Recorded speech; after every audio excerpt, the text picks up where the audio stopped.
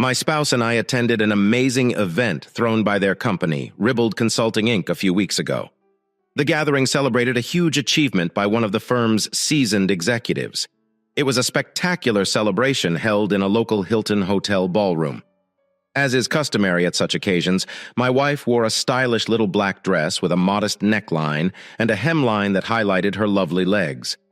I chose a simple dark blue suit with a white shirt and tie, which appeared to be the preferred clothing for many of the male guests. We walked through the enormous room. I couldn't help but be shocked by the quantity of people there.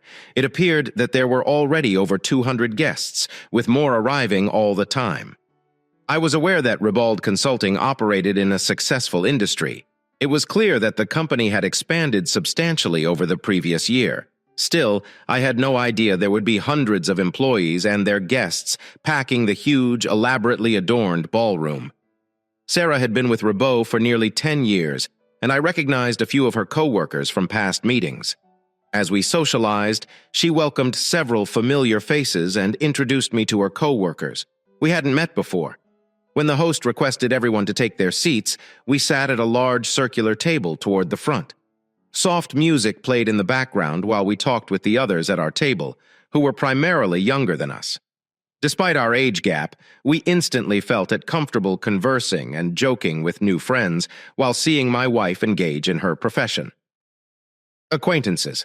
Following a delicious dinner, Sarah and I heard a few speeches honoring an elderly man's accomplishments in winning a lucrative contract. After the formalities were over, the CEO of Sarah's company encouraged everyone to relax and chat. The evening included dancing to a band and a gratis drink in the large space. To my relief, the band played some classics rather than irritating rap music. As a familiar slow song began, I gently asked Sarah, "Will we dance, my dear?" Sarah looked around, making sure they were the first to start dancing. She then smiled and nodded, causing her husband to bring her on the floor alongside the other dozen couples. They seamlessly joined the dance, slipping in with ease. During our 14-year marriage, we frequently attended numerous events. My company hosted occasional parties, but none were as opulent as this vast ballroom. As Sarah's firm grew, they threw additional events, ranging from simple happy hour gatherings at a local pub to lavish celebrations like this one. Sarah saw the frequent parties as a bonus of her employment and an opportunity to network with powerful colleagues. I'd join her and enjoy the complimentary food and drinks throughout the evening. Sarah and I spent the majority of our time together. Other guests occasionally asked her to dance, but she typically rejected. We both treasured our close friendship and understood that treachery was not an option. This knowledge allowed us to enjoy our vacation without worry. My wife seemed delighted, and I was pleased for her. In her 40s, my slim, blonde wife kept a good figure and enjoyed dancing. Regardless of her humorous personality, she remained an alluring woman, and I cherished her. Men frequently noticed her, but I dismissed it as innocuous, assuming she would draw attention wherever we went. As a 40-year-old man in good shape, I was never envious of her having fun, even if she danced with other people. As the night went, my cheerful attitude dipped slightly. Sarah had just returned from the dance floor. Her face flushed slightly, and she had a glass of wine in her hand. We sat in comfortable stillness, watching the dancers below. It was then that I felt someone approaching from the busy floor. A tall, broad-shouldered man came, heading purposefully toward our table amidst the loud music. He gave me a smirk before shifting his focus to my wife. He extended his hand, anticipating a quick answer. Surprised by his arrogant action, I turned to Sarah, expecting to ask who the man was, only to discover her staring at him with an unusual expression on her face. As soon as I heard it, my doubts grew. I hadn't seen that look in a long time, but I recognized it immediately. That expression, intended for her spouse, was one I had only seen directed at me throughout our early married life. However, during the start of our marriage, I witnessed Sarah's adoring stare aimed toward a young man at a post-work party. Later, I found out that she had an inappropriate relationship with him. At a recent event, I saw a buddy looking at me with curiosity. A few weeks later, we met up at a coffee shop with her friends, and the same guy from the party was also present. Throughout the evening, she appeared to drink more than normal. When the guy invited her to dance, she smiled playfully and they danced close together. I pretended to be lacking balance and excused myself for quietly viewing them from a distance. Later, when she assumed I was too disoriented to notice, she slipped out with him through a back entrance. I found her in the car, sharing a romantic moment while allowing him to softly touch her. I wasn't sure how far they'd gone or how far she meant to go, but it appeared they were about to enter unknown terrain. I permitted her to participate in inappropriate behavior while addressing the problem. When she returned home, I announced my decision to end our marriage if she did not break up with her mistress's beau. She was taken aback that I was aware of her behavior and professed heartfelt regrets. She assured me of her love and insisted that the guy was only a source of entertainment from her past. She insisted they had never crossed the line, had already stopped things, and that it would never happen again. Sarah and I were married, but learning about her previous behavior made it difficult for me to trust her. Our marriage encountered difficulties, but therapy helped us rebuild it. However, I detected a concerned expression on her face that was not directed at me. Sarah was hopeful as she reached for her partner's hand. Her look was one of excitement and expectation, but not quite a smile. Her eyes shone with joy as she accepted the invitation, stood up, and left the table with him, never looking back at me while I remained sat, feeling a little left out. The tall man grasped Sarah's hand and led her onto the dance floor with a sense of achievement. Meanwhile, the other couples at the table observed with fascination, as intrigued as I was by the colorful gathering. I exchanged apprehensive glances with my table mates. The pair next to me dashed for the bar, while the woman next to me led her husband to the dance floor. Curious looks were exchanged among those who remained seated, but no one provided any clarification. Jealousy rose within me, but I restrained it. I convinced myself that my suspicions were unwarranted. Sarah and I were loyal to one another. She had danced with several men at a recent party, with the exception of a single instance from years ago. She has always been a faithful and dedicated wife and partner. I assumed that after all these years, she realized that I would not accept silliness. My jealousy faded for a little moment. Our strong, loving marriage had grown over the years. While watching my slim, middle-aged wife dance a rapid tune with her tall companion, I saw her appreciative glances at him.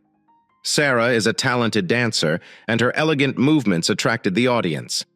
I was relieved when the song ended. I expected her to thank the man and return to our table. As the next slow, romantic song began, they kept dancing, their embrace never breaking. I hesitated to interrupt them instead. I chose to observe from a distance. Her actions demonstrated that she did not value my thoughts as the man held her tight. His hands unwittingly drifted towards her waist, forcing their bodies to swing together. She did not object to his touch or the intimacy of their dance. Instead, she seemed to be having a great time. Her admiration was clearly directed only at her tall dance partner. I was frustrated, but I knew that if she continued to engage in inappropriate activity, I would find out quickly. Sarah and her partner proceeded deeper into the crowded dance floor, and I couldn't see them anymore. I had a feeling they were doing something she did not want me to see. When the slow song ended, another one started instantly. Sarah, as expected, did not return. It took another 5 songs for the dance floor to thin out before I noticed my blushing, giggling wife, still wrapped in a tight hug, dancing with a friend while I waited impatiently for her return. Some of the couples from our table returned, looking uncomfortable. Unable to restrain my curiosity, I asked the woman next to me who was the tall guy Sarah was dancing with. I knew she worked with Sarah. She appeared angry by my question. Her countenance softened, and she sighed in resignation before responding. "That's Mr. Jackson. He's the new assistant director of sales, having started a few months ago. Does Jackson have a first name?" "Trayvon. Trayvon Jackson. Sarah currently works for him. He's her boss." I inquired, astonished.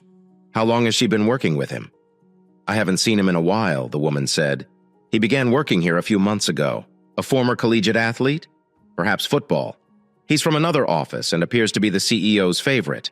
Since joining, he has taken over a department and is rapidly ascending the corporate ladder." The woman then explained that she needed to use the restroom and excused herself, most likely to avoid more conversation. The music continued to play, this time a fast track as I looked around the dance floor, which had become less crowded. I couldn't find Sarah. Then I looked across the room and saw her sitting at Mr. Jackson's table across from the dance floor. Sarah had gone away to talk to her buddy Trayvon, leaving me feeling left out. I spotted other couples at the table, laughing and telling stories. I approached the table and noticed that they were drinking with empty shot glasses lying around. As I came closer, I heard Sarah's voice, but it sounded strange, as if she had been drinking too. When she saw me, her laughter faded and she suddenly sobered up. "Hello, honey," she called out, attempting to mask her prior state. "Are you having fun, Carl? Sorry for leaving you alone, sweetie. I am just having a drink with my friends. Have you met Trayvon yet?" I hesitated, wondering how to react. Should I appear to be unconcerned and disregard her contemptuous tone? Should I confront her in front of her friends and boss? I took a midway position, acting rigid while giving her a passive, interested expression. "No, I have not." Sarah, disgusted, stood up and marched up to me. She introduced me to her table mates, but no one stood or shook my hand. They simply waved and looked amused by my presence when she introduced Jackson. He grasped my hand too tightly and nodded briefly before returning to his chat. The girl next to him giggled at the veiled insult without responding to his comment. "Sarah, I simply stated that it was becoming late. I am exhausted and ready to depart." Sarah appeared surprised and slightly offended. I met her gaze and inquired, "Are you joining us, dear?" "Already. It's been just a few hours," she exclaimed, sounding a little tipsy. "I am leaving immediately," I insisted. She replied with a frown, "I do not want to leave just yet, Carl. It is still early. Why don't you return to the table and I will join you in a few? I want to talk to Trayvon about something." I couldn't help but be skeptical of Trayvon, not Mr. Jackson. She seemed acquainted with a coworker, ignoring me and dancing with him for the last half hour before sharing a couple drinks at his table. It did not appear to be a typical working relationship. Khalil's displeasure mounted, but he refrained from showing it. Instead, he shrugged and gave Sarah a disdainful expression. "Go ahead, Sarah. I am leaving." He turned aside and heard snickers from behind. "I will take you home, Sarah," someone offered. Carl hurried to the exit, keys in hand. He knew Sarah would need her handbag before they left, as he approached the parking lot. He heard his wife's high heels click on the pavement. "Carl, please wait," she called angrily. She eventually caught up, grabbed my arm, and attempted to pull me around. I hastily backed away, almost causing her to lose her footing. I dashed to the car, moving so quickly that she fought to keep up in her high heels. "Just get inside," I replied tersely as I opened my door. I unlocked her door after getting into the driver's seat. Normally, I'd open her door as a gentleman would, but tonight I was too upset and simply waited for her to walk around the car and open her own door. She slid into her seat. Her voice was harsh. "That was very rude," she exclaimed. "What is the matter with you, Carl? Everybody was laughing at your behavior. I have to work with those folks, you understand? It is not even that late yet. The band is still playing. What exactly is wrong?" At the party, I couldn't help but observe Sarah's great concentration while dancing with a group of people. I tried not to mention my assumptions about her feelings for her boss, so I said something about being weary and not enjoying the event. Sarah took issue at my unfriendly behavior and argued with me for a while, but eventually dropped it. The rest of the ride home was fraught with tension. That night signaled the beginning of our problems for the rest of the weekend. Sarah acted distant, and we scarcely spoke. When I asked about her new work, she frowned and said she didn't like my nasty remarks about her boss. She seemed to hold him in greater respect than I did. Over the next week, things improved marginally. Sarah continued to disguise her feelings for her employer, but her look indicated that she was developing a crush. She disclosed that she had been relocated to his department as his assistant without mentioning him, because she felt I was uninterested in such trifling concerns. She was probably correct in that notion. However, that changed as I saw her wistful glance and how they appeared to be enjoying a moment while dancing at the hotel. Things gradually calmed down over the next few weeks. Our intimate encounters occurred on occasion, but with little emotion. It wasn't really making love. I hoped Sarah would understand my anxieties about infidelity and accept my emotions. When we finally addressed her inappropriate behavior at the party, she grew annoyed and defensive. She accused Carl of acting childishly. "I had always danced with other males at gatherings, and you've never minded before. Your employer is different. I told how you two danced that night. His hands were wandering a little too much, and you didn't seem to mind." "Ah, you sad thing," she chuckled. "Maybe I allowed him to touch my shoulder." But so what? It meant nothing. Just some camaraderie, you know. You sound quite concerned. Are you going to worry every time I talk to someone now? No. It's just her. I don't like her behavior around you. You mean because she's a kind, younger woman who notices that I'm not as elderly or as bad-looking, she countered? Or is it a cultural difference? You do not like her because she is Asian. Her cheeky grin was difficult to swallow. She understood I was not biased. I really disliked seeing her act like a close friend around someone who appeared to be interested in joining her circle of pals. Don't allow your curiosity get the better of you. Trayvon has been a terrific boss, and I'm appreciative for the opportunity he has provided me. He even mentioned a potential raise, which was a nice surprise. She stopped and then proceeded. Oh, and here's another thing. I'll be visiting a customer with Trayvon and a handful of other sales professionals in a few weeks. It's extremely sudden, I know, but everything is planned for the following week. We've been planning this for a while, she admitted. I was planning to share it with you after the party, but you appeared depressed. So I held off. I waited till you recovered from your temporary mood to tell you. So you and Trayvon are going, which is convenient, I replied. I assume you'll have plenty of time to socialize and have fun while you're away from your regular spouse. How long is this journey anyway? Sarah gave me a bitter look and said we'd leave on Wednesday and return Sunday morning. Why not return on Friday night? We have a critical meeting with a customer scheduled for Saturday. I anticipate they will sign a substantial contract with us, and Trayvon will be our company's key representative. It's a huge opportunity, and he says he needs me there to assist with a variety of jobs. Oh, Sarah, don't you see that guy's simply trying? You know, Trayvon isn't attempting to do anything inappropriate.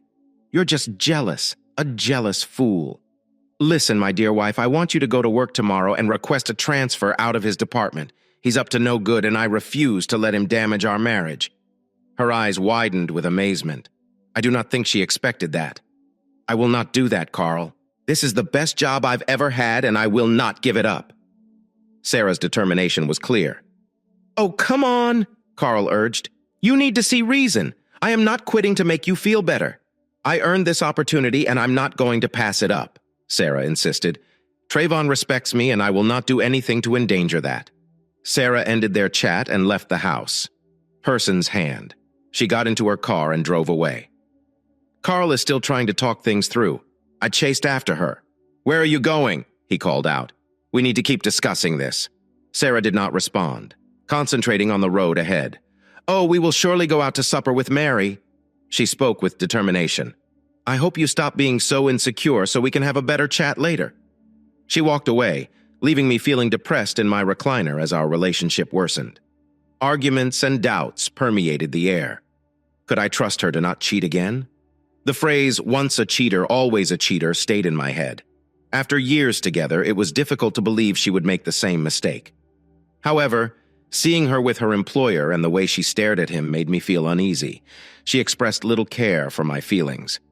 In this altered scenario, the suspicious husband hires a private investigator to follow his wife, believing she is having an affair. The private eye. Places a covert camera in her hotel room to collect evidence. The husband then meets with a lawyer about his legal alternatives, without the means to engage an expensive private investigator or possessing any martial arts abilities. The husband is left to rely on the evidence gathered and the legal system to resolve the matter. The emphasis remains on the husband's efforts to find the truth and seek justice without resorting to physical confrontations. Despite the fact that I lacked actual evidence, I had a feeling something was wrong with my marriage. My wife's strange conduct and growing closeness to her coworker Jackson made me suspect. We were embroiled in a secret war for her job. Both of us are obstinate and unwilling to give up. I accused her of having a poor attitude and being overly flirtatious. She disliked my charges and my refusal to believe her. Tensions were high as we planned her trip with Jackson the weekend before she left. Her attitude towards me softened. During our lunches, she spoke politely and tried to be more considerate. She arrived home on time, and if there was no dinner ready, she would cook for us both after work. She switched to more informal, revealing clothing like tight shorts and low-cut tops. We hadn't had sex in about 2 weeks, and I was definitely craving it. I spotted her wearing these things around the home and realized she was probably trying to entice me before her vacation. This way, she could leave without feeling guilty. I couldn't help but admire my wife Sarah's subtle beauty. She wasn't a supermodel, and neither was I a Hollywood heartthrob.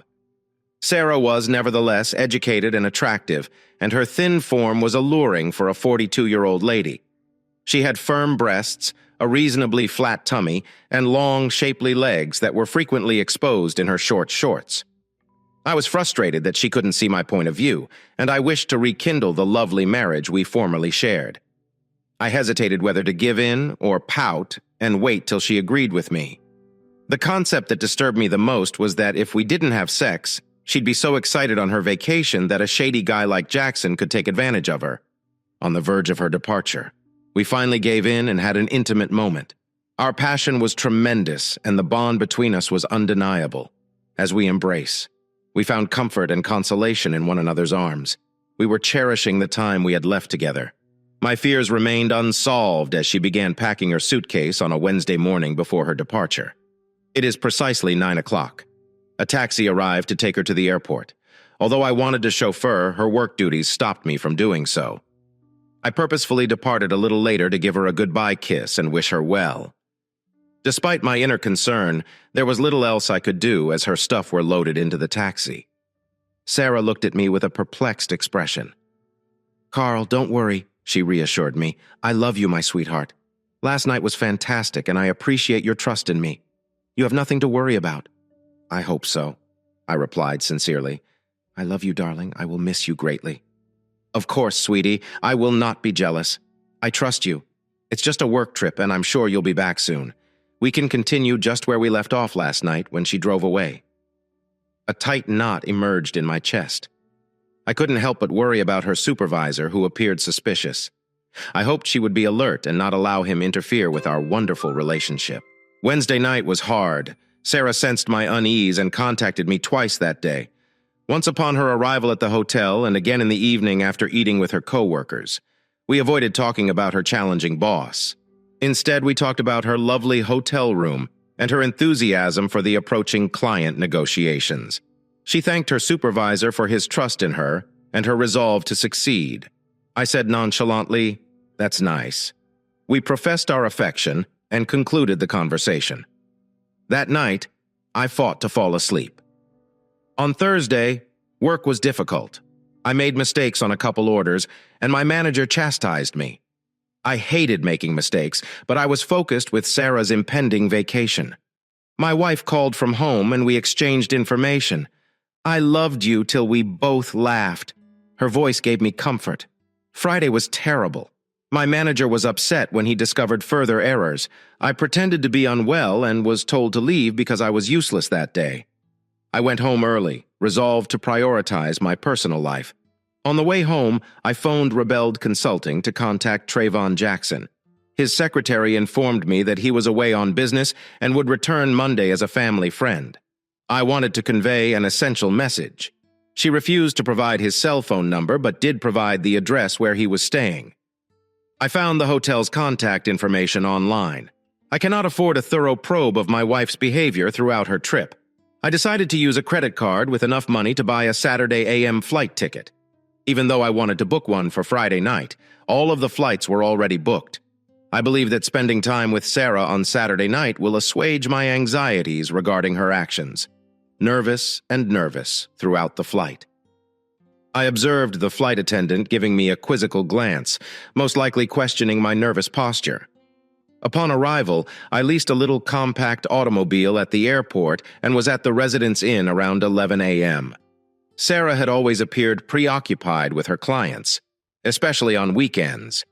I assumed she was working hard until I saw her near the pool. There she was, in a little bikini, resting with a drink with her employer.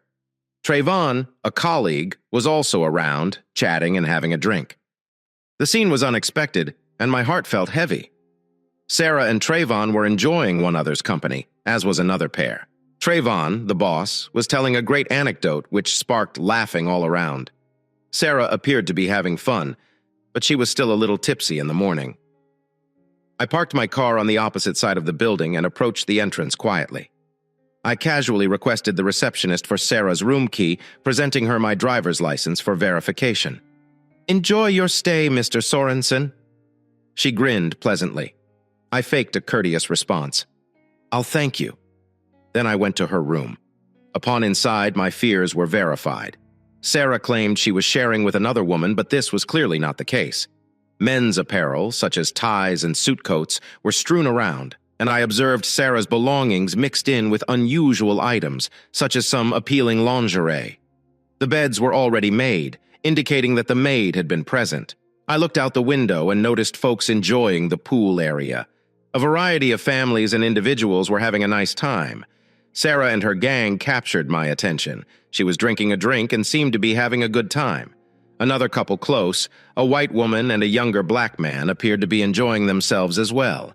Even though I didn't know them, I couldn't help but be nervous in their presence. My wife seemed so relaxed, which made me uncomfortable.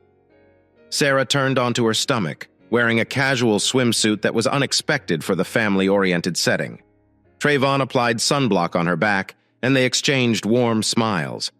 The two groups continued to apply sunscreen, laughing and enjoying the sunny day. I looked around the room for a while. I looked through her suitcase and was startled by how many lacy underwear, outfits, and nightgowns she had brought. It appeared that she was prepared for a formal function. Trayvon's suitcase included a 12-pack of condoms, with only 4 left if he wasn't sharing them. He'd been with my wife. This notion prompted an idea. When I inquired about a sewing kit in the lobby, the receptionist led me to a nearby vending machine that sold travel supplies. I purchased one and returned to my room. Meanwhile, Sarah and her companions remained at the pool. I gently poked microscopic holes in their condoms, which were unlikely to be spotted because Sarah did not take pills. She used a diaphragm and spermicide for birth control. I inspected her suitcase and discovered her contraceptive device. I gently punched 3 tiny holes into the device's side rim. Next to it was a can of spermicide, which I emptied and flushed. I didn't want to entirely drain the can so she wouldn't realize it had been tampered with. I left just enough for her to take a small portion before it ran out. I was hoping they'd be too preoccupied to think about it.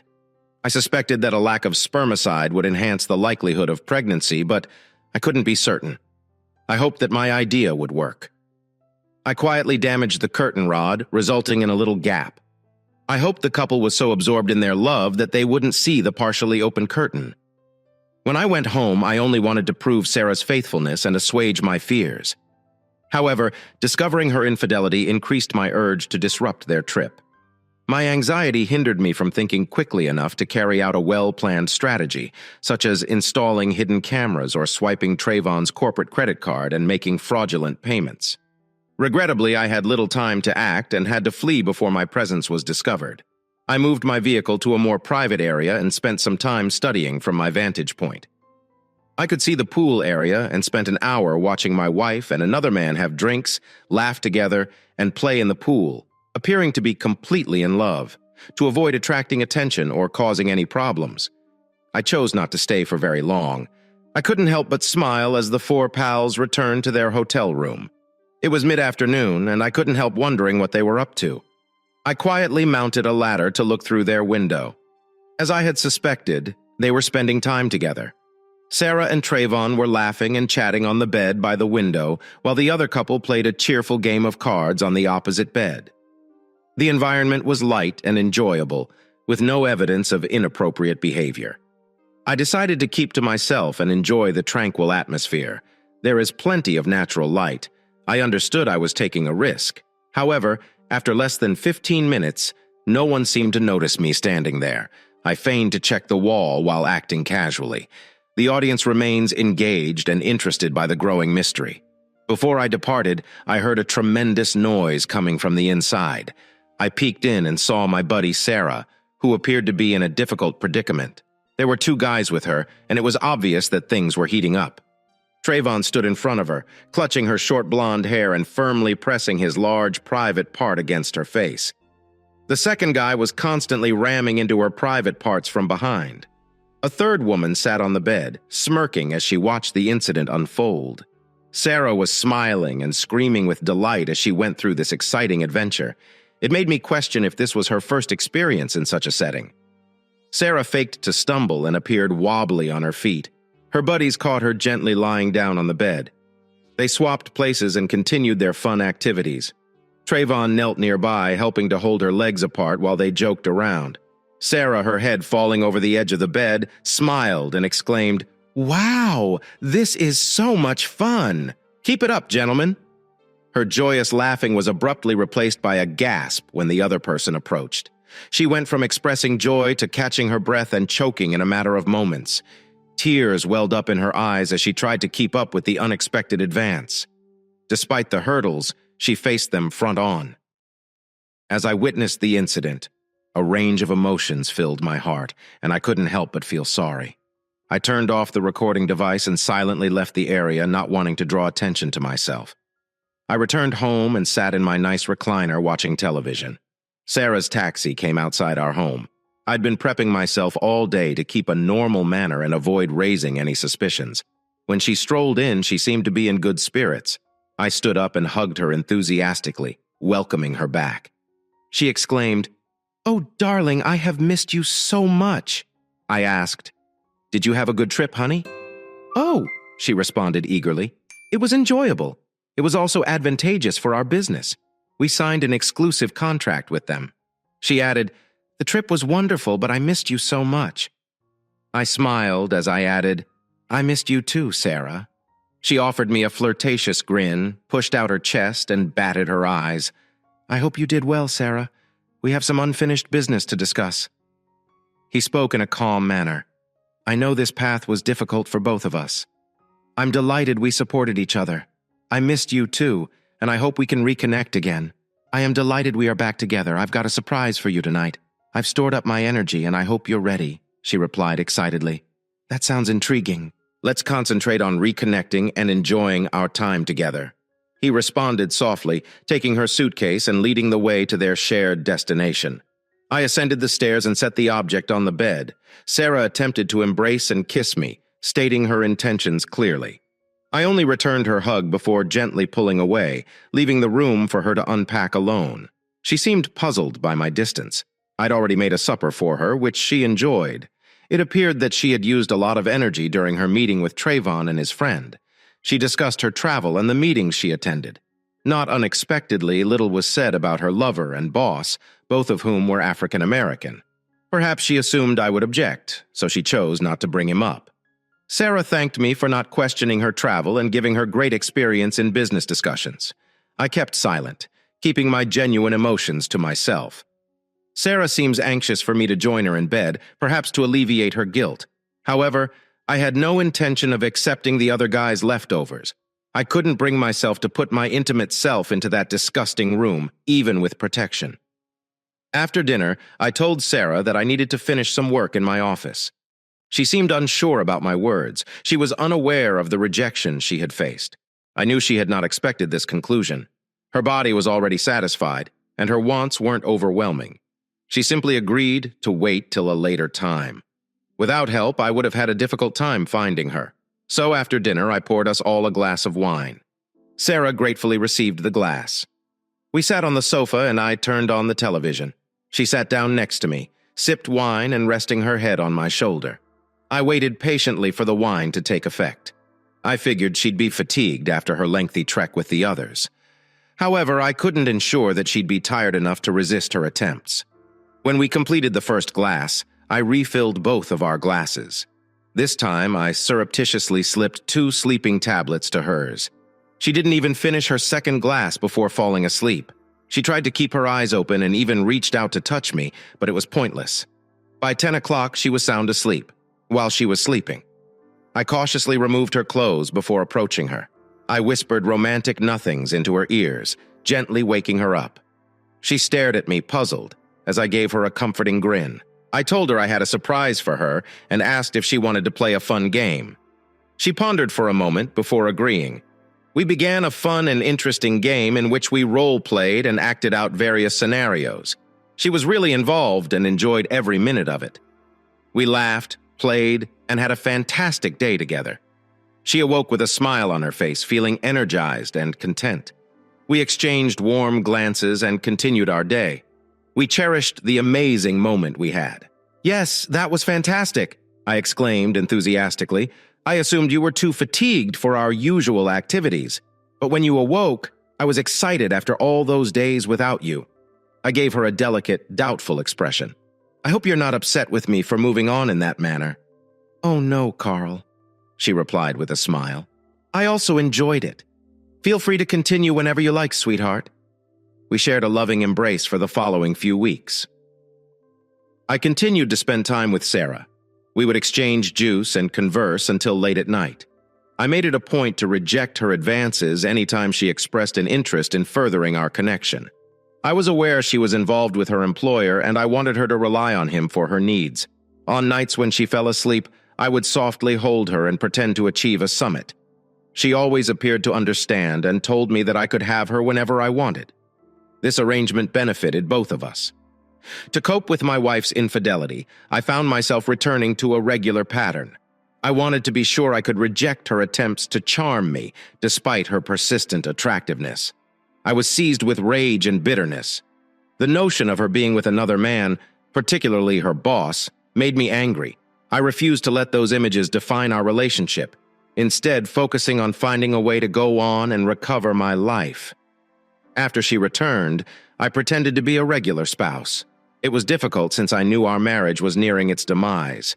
I couldn't trust her after her treachery, and I was determined to stop the relationship. I pretended not to notice, and we had pleasant talks over dinner about her day and plans for the weekend. We even went out to supper and danced a couple times. We discussed her employment and our career objectives, but there were no further discussions about quitting or switching departments. She never brought it up again, so I let it go. Following her weekend excursion, we maintained our amorous conduct. I needed to maintain routine so she wouldn't suspect my intentions. When we were outside, I held her hand and opened doors for her.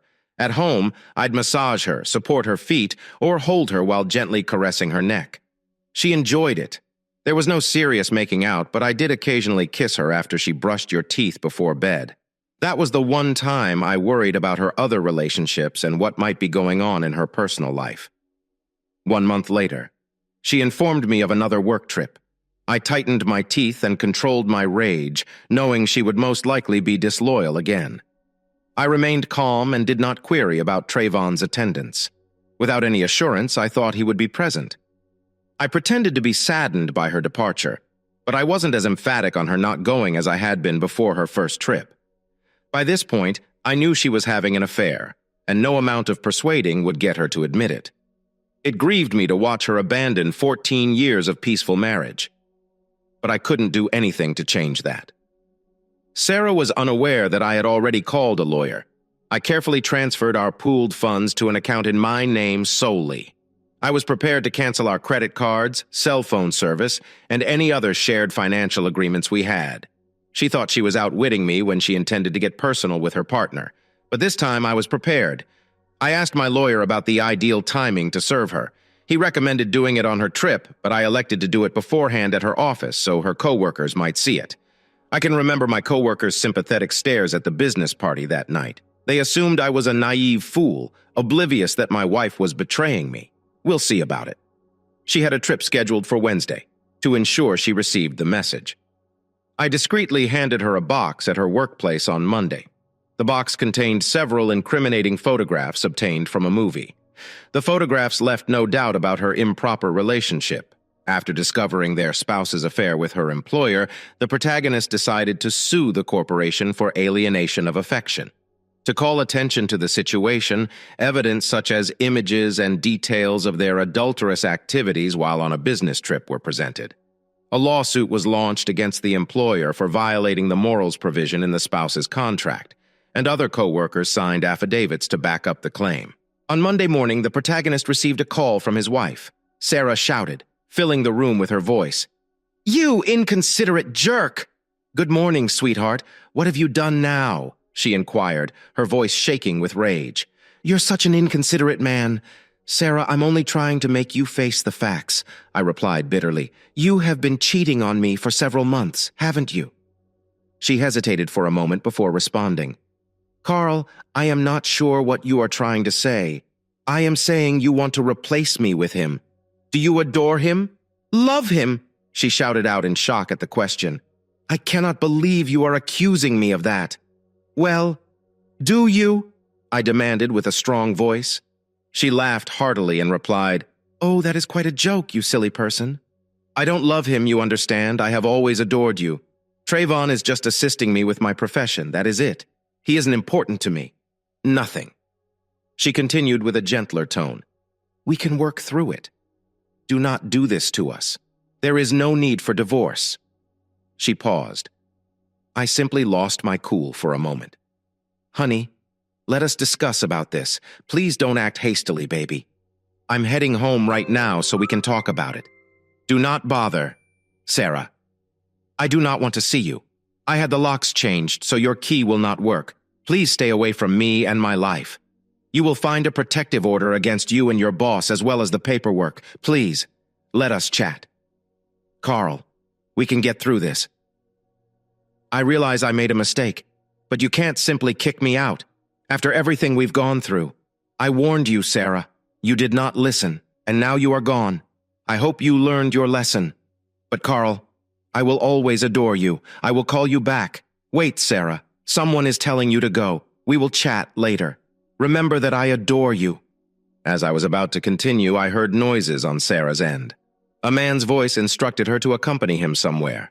I believe her management staff has noticed my lawsuit and is now meddling. The phone call ended abruptly and my marriage dissolved. Tears welled up as I remembered how much I loved her despite the cruelty. It was difficult to fathom life without her. The want to bury my emotions in wine was great, but I knew it would not help. Later, I discovered that Trayvon Jackson, a former athlete, had lost his job. He was transferred to Sarah's office after a sexual harassment incident at his former job.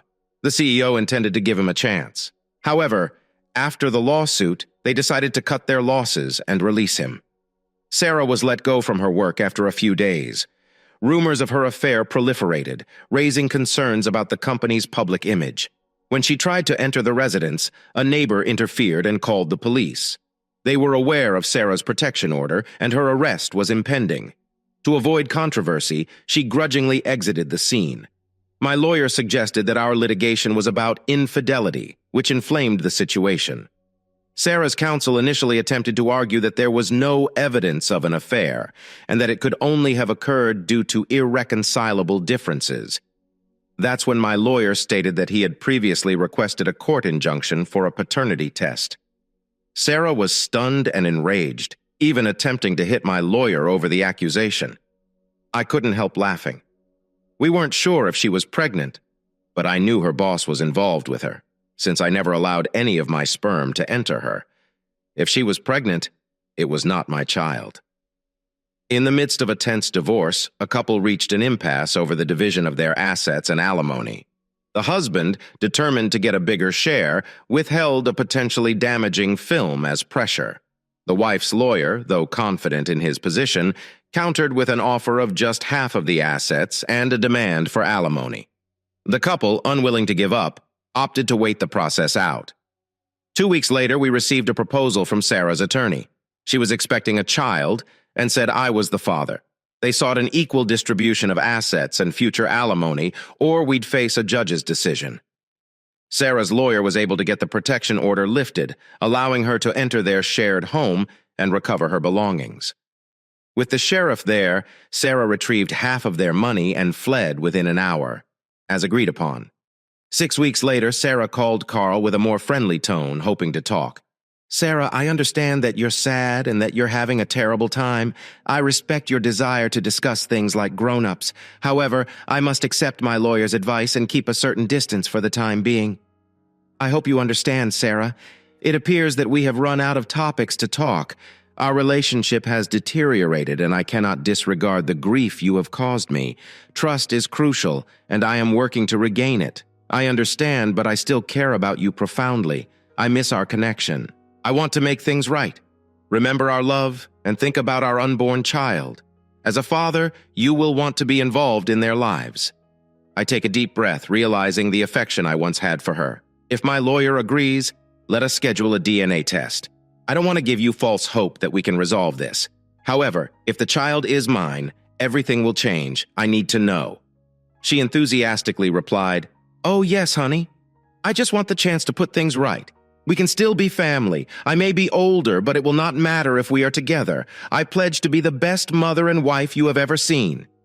I exhaled. "Okay, Sarah, I'll talk to my lawyer and put everything up," she exclaimed. "Thank you, sweetie. You will not regret this. I really love you." As I hung up the phone, I realized how terrible that was, but I had to stop it. She needed to understand that there was no going back. A week after finding the kid was not mine, I decided to tell Sarah the truth. She was devastated and apologized several times during our phone contact. I finished the chat and went on. My case against the firm resulted in a big financial settlement, with the understanding that I would keep the details of my wife's affair private. My lawyer took a sizable amount of the payment, but I still had enough to scrape by. I reported the other two cheaters to the employer, which resulted in their termination. I pondered asking if the other woman was married, but I became weary of the scenario and decided not to pursue it further. When I arrived at the courts for the final divorce settlement, I saw my ex-wife. She was dressed in maternity attire and her tummy was visibly enormous. It appeared she had gained about 50 pounds. She walked unsteadily to her seat next to her lawyer, waving and smiling nervously at me. I simply nodded and focused on the judge. The judge authorized the divorce as planned, awarding me 60% with no alimony. I couldn't help but be sympathetic to Sarah, whose lover had abandoned her. I had always loathed him, thinking he was a useless, reckless person. He was now a deadbeat dad. Despite their lawyer's best efforts, they were unable to locate him. As the gavel fell, our divorce was formally finalized. In the end, no one was actually happy, despite the fact that I adored my wife and was devastated by her demise. I recognized that, given my age and sadness, forging another meaningful connection might be impossible. As I entered my 40s, I realized how difficult it is to form a strong, meaningful relationship with a woman. Despite trying to date again, nothing felt right. I eventually accepted that happiness might elude me for the rest of my life. Sarah's life took a different turn after her divorce. They sold their house and divided the proceeds 60/40ths, as stipulated in the settlement. This left her with enough money to move into a small apartment. However, her lack of schooling limited her job options, and she ended up working at a grocery store doing basic duties such as sweeping floors and cleaning restrooms. Her parents attempted to help her, but her eating habits deteriorated. She had a tough loss as a result of medical issues and age. I saw her several months later, and she didn't seem like herself. I once admired her appearance. However, her visage now appeared to be always melancholy. Her hair included a few additional gray strands. Her physique was thin and without definition. The once subtle creases on her face had become more visible, giving her a more senior appearance than her real age. I didn't see her smile. I found out Sarah had a partner a year ago. I remain single and resentful. They do not live together. Their guy is older, although they do occasionally date. According to what I understand, their relationship is going well. I no longer bear ill will towards Sarah, as she has endured her fair share of adversity. I wish her all the best in finding someone who actually loves and trusts her. Divorces are seldom easy. Here is the next story. She had significant sentiments for him and described it as a gesture of kindness. This man, whose identity she chose to conceal, experienced a horrific vehicle accident in which his wife died, and he remained uninjured. He was filled with remorse and struggled to deal with the emotional implications. Chrissy explained that she initially sought to help them cope with his sadness, but their relationship evolved into something more intimate. She sensed their physical connection and the evident chemistry they shared. Throughout this terrible chat, she repeatedly expressed her love for me and promised to return to me eventually. She did, however, make it obvious that she would stay with this other man for as long as he needed her. She promised me that she would continue to be there for her children and myself. The man was much younger than her, and she knew he'd depart eventually, but for the time being, she wanted to support him. This was a nightmarish scenario for any married man. Shocked and unsure what to do, I reacted as most guys would in a similar scenario. I accused my wife of immorality. Chrissy then vented her frustration on me, expressing her disgust with my behavior. She told me that if I truly loved her, I would accept the situation, reminding me of our wedding vows in which I swore to love, respect, and adore her. Chrissy was clearly upset and unhappy with me. I was boiling with wrath, and instead of venting it violently, I opted to drink to calm myself down. I questioned how she would react if I began looking for another lady. Chrissy replied harshly, "Who would want someone like me?" She referred to me as an overweight, middle-aged man with thinning hair and said that if I attempted to divorce her, she would ruin me. I was furious and unsure what to do next.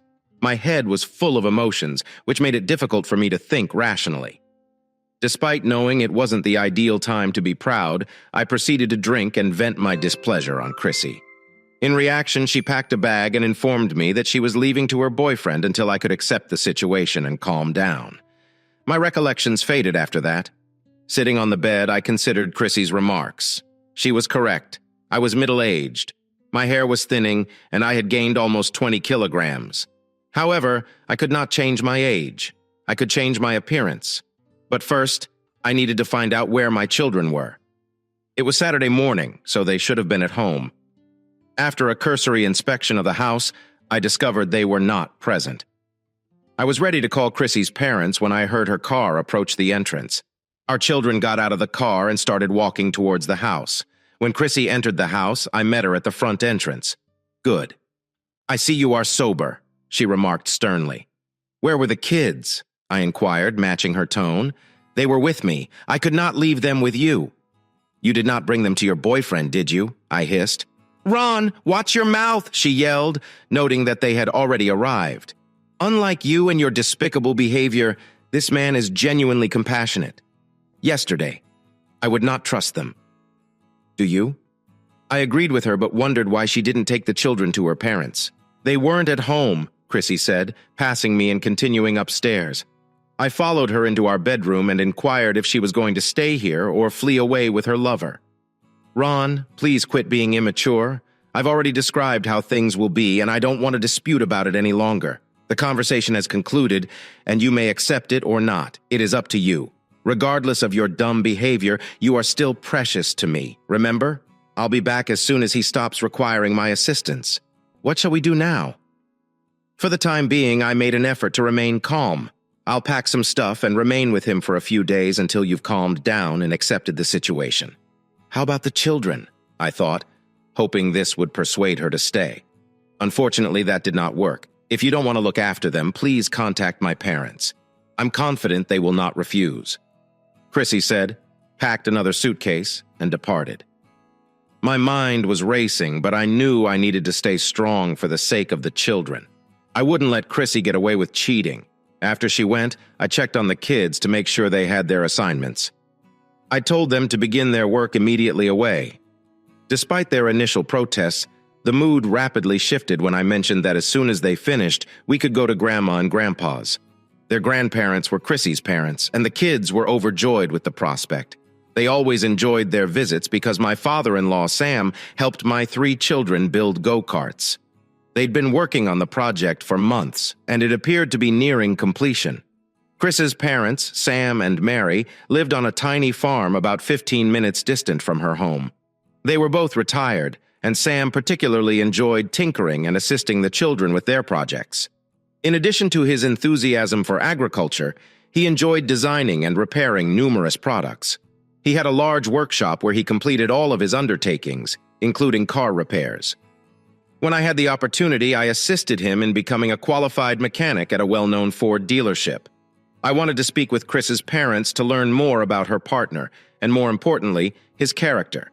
In addition, I wanted to ask their advice on how to handle the current issue.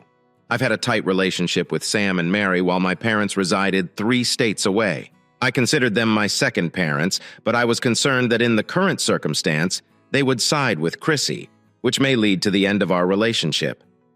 As I moved from room to room, ensuring sure the kids were doing their homework, I couldn't help but feel proud of them. Tom, at 16, was the oldest, despite being a superb footballer. He wasn't old enough to obtain a college scholarship.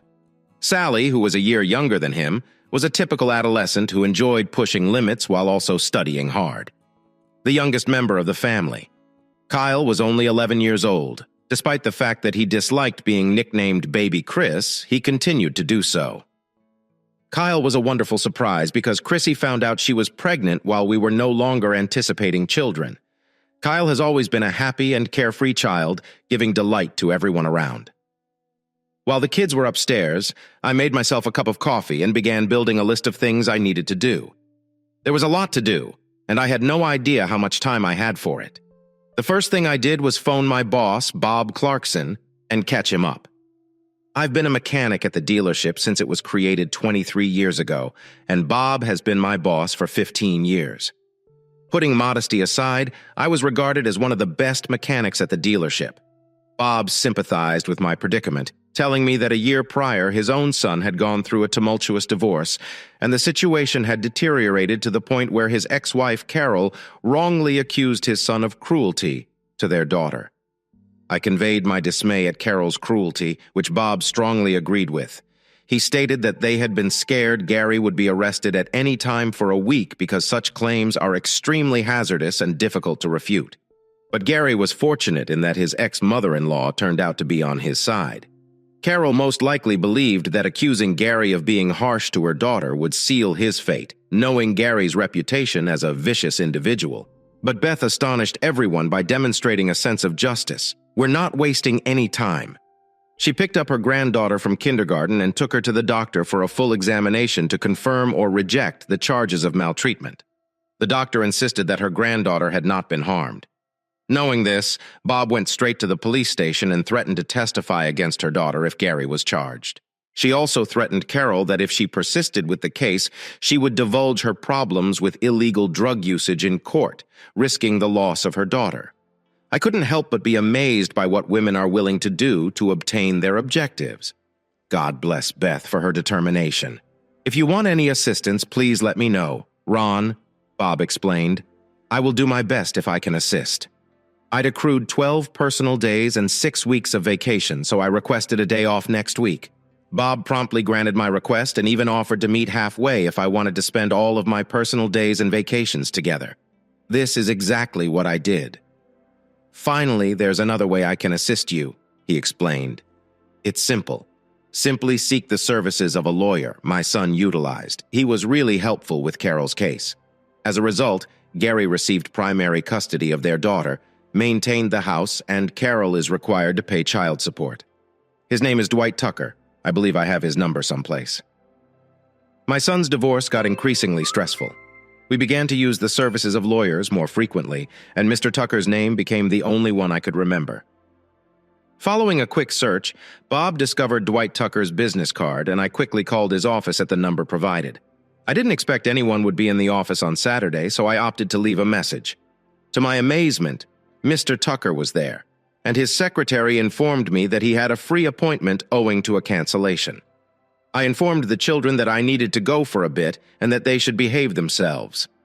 I rushed to his office and arrived in only 20 minutes. Mr. Tucker appeared to be approximately 30 years old. He was a gorgeous man, a little shorter than me, with deep blue eyes and a friendly grin. Dwight clearly left a positive impact on the female jurors. "How can I help you? What is the matter?" he inquired as soon as I sat in the chair. My cheeks burned with shame and wrath as I revealed that my wife had cheated on me with a young man the day before. I quickly narrated the events, and Dwight sat, taking notes and shaking his head in surprise when I indicated that my wife professes her love for me but intends to continue the affair. He interrupted me. "Let me clarify." Dwight's expression became serious. "Is your wife claiming to love you? But do you intend to maintain your intimate relationship with another man?" My face flushed with humiliation. I just nodded. "Please continue," Dwight urged. I told him how unhappy Christy was, why I declined her offer, and grudgingly admitted that in the heat of the moment, I used offensive name-calling. I remembered Christy laughing in response to my query about how she would respond if I pursued another lady. It was terrible and humiliating for me to reveal how Christy treated me as a man, suggesting that I would never find another woman who would want me. Furthermore, she threatened to destroy me if I attempted to leave her. "Did she actually tell you all this?" Dwight inquired with incredulity in his voice. "No offense, Mr. Fremont, but your wife is either extremely callous or has major mental issues." I sighed, having conflicting emotions. "It's all right," I said. realizing the truth of his comments. I went on to explain how, following a disagreement, she left the children at her lover's place where they stayed the night. Dwight's reaction was noticeable. He swiftly raised his head, grinned, and resumed his work. Then followed the inevitable question, "What do you want to do? What exactly do you want?" he inquired, clasping his fingers in front of him. After a moment of contemplation, I responded honestly, "I can't continue living in this position. I'm not sure I can handle this treachery. I'm frightened of going bankrupt in a divorce and losing custody of my children." Dwight shook his head sympathetically. "Do not worry. I'll try my utmost to limit the harm she can cause. If it comes to that, you'll most likely be left with at least half of your belongings. Keep in mind that the courts aren't interested in infidelity. Does this imply I'll have to pay alimony and maintenance to my ex-wife?" I inquired, feeling depressed despite Dwight's promises. I couldn't shake the sensation that I'd have a difficult time. Dwight went over his papers and stated, "Yes, there is a chance we will be used. That's why we must act immediately and aggressively. You claimed that your wife left the marital house and took the children with her lover, leaving them alone. From the court's perspective, this is a serious situation, and you are actively seeking custody of the children. We can obtain an emergency restraining order against your wife, allowing you to temporarily stay in the residence while maintaining custody of the children. The more time you spend with your children, the stronger your case for primary custody gets. If we succeed, you may not have to pay child support. Does your wife have a job?" "Yes. She works part-time at the hospital." I responded, "Christy works Mondays, Wednesdays, and Fridays. She may have met her new spouse at work." Dwight agreed and inquired about her remuneration. I stated that she earns roughly $25,000 per year, while I make over $80,000. Dwight asked the important question without taking his eyes off me. "Do you still feel for her? Do you want to keep the relationship going?" I lowered my gaze and froze for a long time. When I finally raised my head, tears flowed freely. I nodded in gratitude before speaking my truth. "I still care about her, but I cannot excuse her acts. She disregarded her marriage and broke her commitments. I am on the edge of breaking down. I want a divorce." Dwight went to a new sheet in his notebook and inquired, "Can you tell me what resources you have?" Before answering, I considered our assets. According to my calculations, we had approximately $35,000 in a checking account, $44,000 in savings, and a $21,000 CD with interest. I also indicated that I have approximately $150,000 in my deposit. Christy had a somewhat smaller amount saved in a retirement plan throughout her stay at the hospital, despite the fact that she worked there for a shorter period of time. Her hospital benefits are more than mine. My firm offered the best medical care, so we chose to use it for our family. We discussed their strengths. I mentioned that we jointly own 2 automobiles and a freshly purchased house, taking out the maximum loan amount. Dwight appeared determined, like a soldier prepared for fight. "The goal is to withdraw half of your savings, checks, and funds and deposit them in a second account under your name. Unfortunately, I will be unable to access the accounts without Christy's consent," I clarified. "Do not worry," Dwight has already assured me. Calculating numbers. Withdraw $3,750 from the savings account and use it to pay your house expenses with the checking account. Cancel all shared credit cards and utilize the joint checking account to pay them back. Consider applying for a new credit card in your name alone. I have a credit card that I obtained before marriage, but I rarely use it because our joint card offers cashback benefits. I mentioned that there is no need to get a new card, Dwight said quickly, jotting down a list of instructions on a notebook and handing it to me. "Go to my secretary and ask her to contact Taylor Locksmith to replace all of the locks in your home," he said. "As soon as this is completed, please return and we will discuss the following steps." I relayed the news to the secretary, who promptly contacted Taylor Locksmith and supplied them with the appropriate information. They had planned a visit for midday when I returned to Dwight's office. I discovered that he was ending a phone call. He responded, "Looks like we got lucky." According to the secretary, if I submit the documentation today, Judge Johnson will be assigned to our case. "Why is this such a success?" I inquired, puzzled. Dwight responded with a grin. He despised cheats. Judge Johnson is a typical Bible Belt judge who is opposed to adulterous marriages regardless of gender. Believe me, this will be a success. If Judge Johnson had not been available, I might have had to put in more work, but I am confident we would have obtained the intended result nonetheless. Fortunately, Judge Johnson was a good friend of my father. I'm confident he won't be unhappy if I phone him at home. Dwight stepped up and extended his hand to me. I shook it gratefully. Before you depart, Dwight urged, I want you to continue with your banking business, and I'll make sure to file an immediate restraining order against your wife. She's not allowed to be in your home or within 500 feet of you or your children. She is currently living with her lover, and we are aware that she left your children with him. This information will be important in the future when issuing an injunction. By Friday, I will have delivered the divorce papers to your wife. However, by that time, you should have established yourself as the major guardian in the family. Then we'll have to wait and see what your wife decides to do. For the first time since Chrissy dropped her little surprise, I felt as if I had reclaimed my life and part of my dignity. There were several people at the bank, and I was able to promptly obtain a cash receipt for my portion of the funds and close the loan joint credit card. I was advised that there was a $537 debt on the account, which I quickly paid off with monies from my bank account.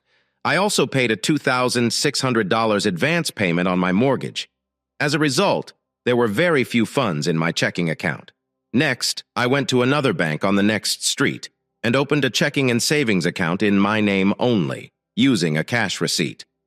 After finishing this process, I arrived home to find my children watching television. I hurriedly piled them into the car and headed to my mother-in-law's home. I observed Sam emerge from his workshop and wave before vanishing around the corner of the house. The youngsters hurriedly exited the car and followed their grandfather inside. Mary kissed my cheek before Sam joined us. After washing up, I hesitated to convey the news. I feel a knot in my stomach. I apologize, but I need to tell you something. I started, my voice shaking. Chrissy is having an affair, and I have decided to file for divorce. Sam glanced at me with incredulity. Chrissy isn't that type of woman. He made a clear declaration. I whispered through my tears. That is what she told me. At that point, the rear door swung open, allowing the children into the house. Please remain out for a bit. I placed an order.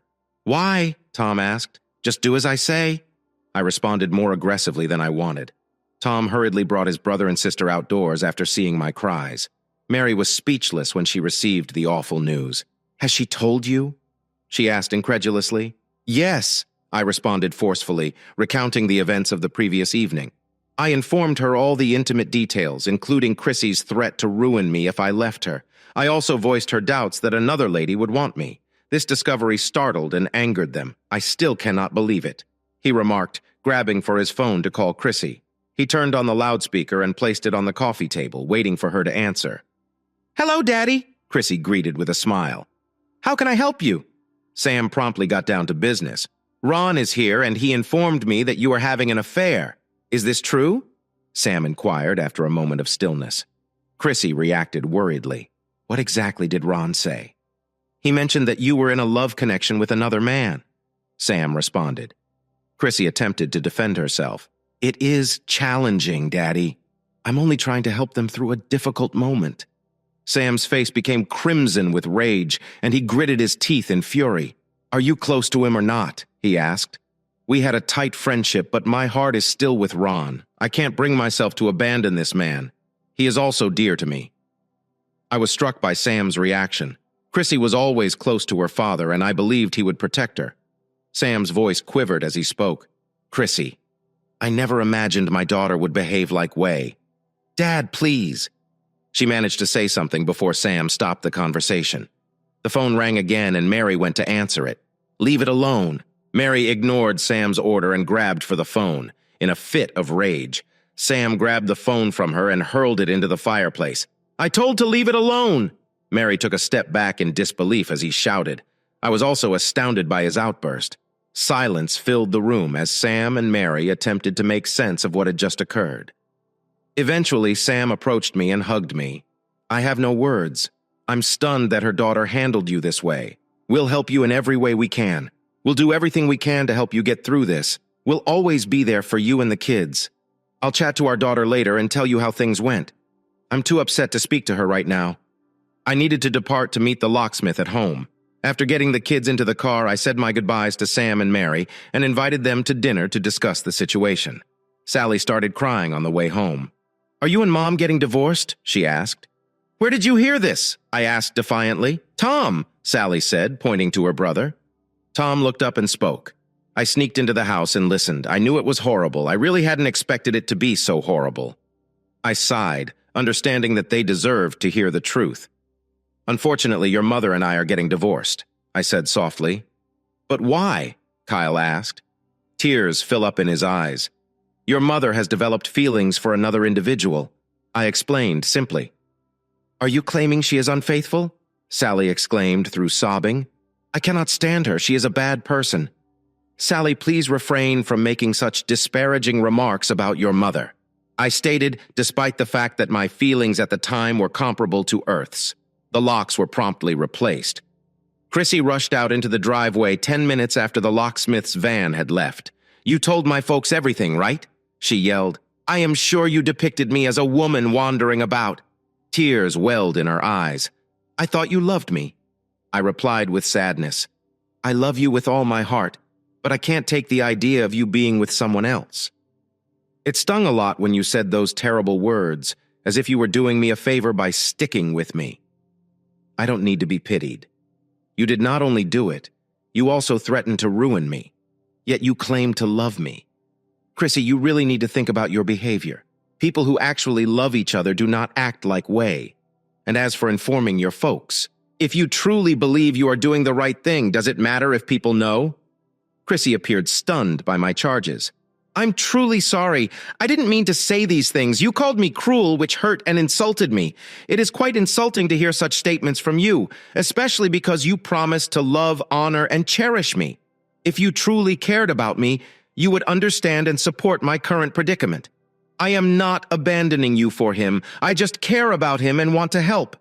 He is younger than me and will depart eventually. It is critical to approach this with compassion and sympathy. If you intend to refer to our wedding vows, don't forget to include the section where you swear to leave everyone else. Remember that a married woman would not spread her legs to young men simply because she feels sorry for them. Besides, I've accepted that you turned out to be a spoiled commodity, and I do not want you in my life anymore. As you stated, the decision to accept it or not is entirely up to you. You get to decide."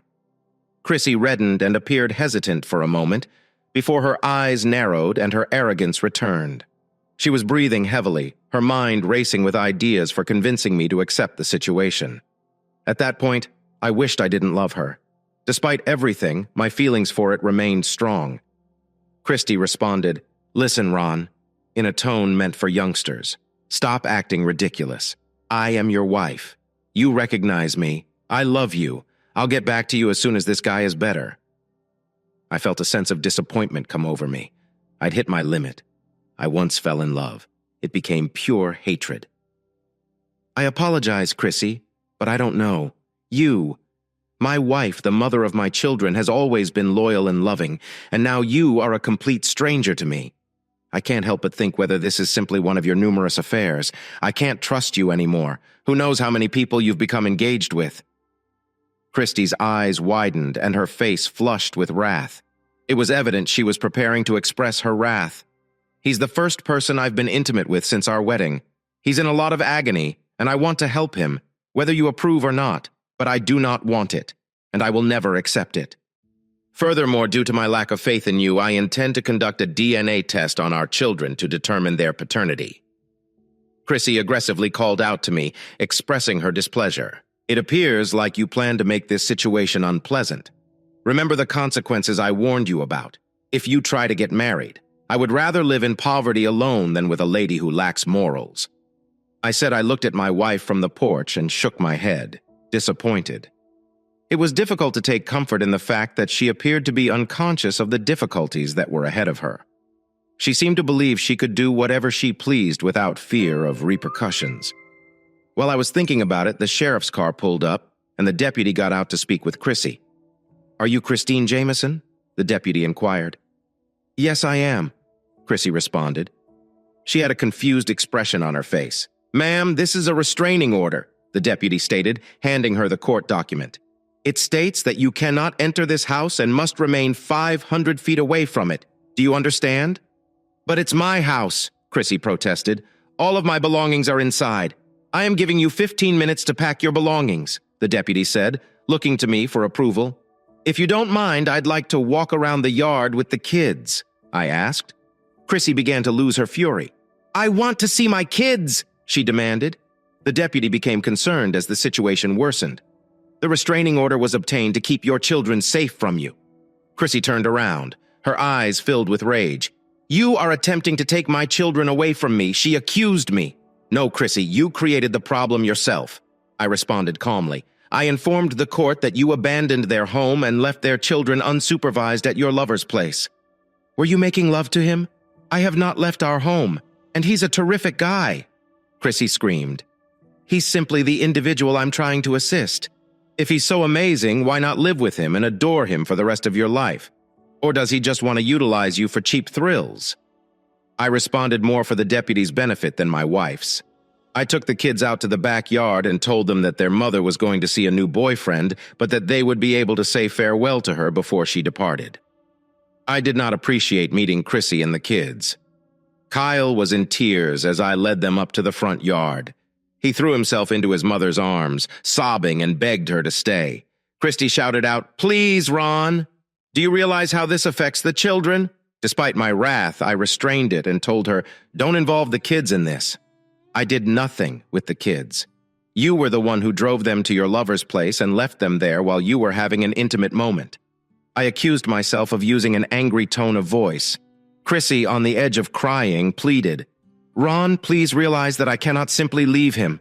Chrissy, I'm sure you had a lot of time to think before our conversation yesterday. I understand that you cannot leave him. Therefore, you remain with him. But in doing so, you have already abandoned your husband, children, and house. It's time for us to do the same with you." I replied strongly.